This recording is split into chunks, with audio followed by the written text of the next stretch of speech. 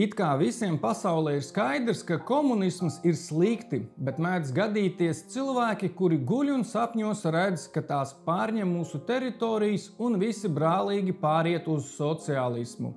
Vēsturiski gan komunisms ir asiņainākā sistēma, kurai, lai sevi uzturētu pie dzīvības, ir jāeksploatē paši iedzīvotāji, līdz pilnīgam spēku izsīkumam un nāvei. Šeit ir 3 piemēri. Liela daļa mūsdienu slēpto un neslēpto komunistu atceras PSRS kā vietu, kur bija labi dzīvot. Viņi gan negrib atcerēties, ka pa ceļam tika nogalināti desmitiem miljonu cilvēku.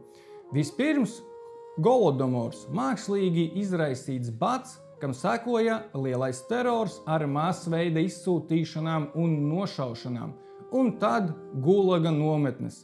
Nākamais piemērs ir Ķīna. Mao Dzeduna režīms.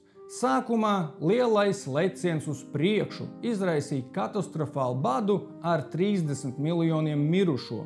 Pēc tam kultūras revolūcija, kuras laikā tika iznīcināta inteliģence, notika masu slepkavības un vajāšanas.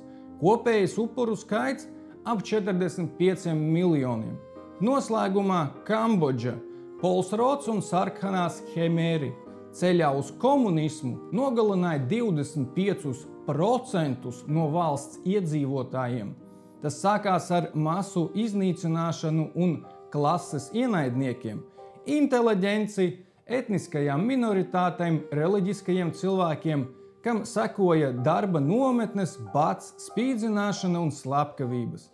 Komunistiskā ideoloģija pamatā ir vērsta uz valsts iekšēni, un viss terors arī tiek vērsts pret pašu iedzīvotājiem. Jo komunistiem cilvēks nav svarīgs, svarīga ir valsts.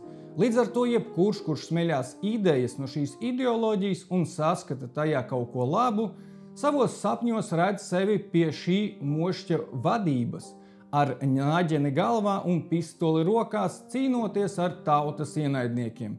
Tiem, kas prot domāt un negrib dzīvot verdzībā. Guļ un sapņos redz, bet pamostās vienmēr slapjā gultā.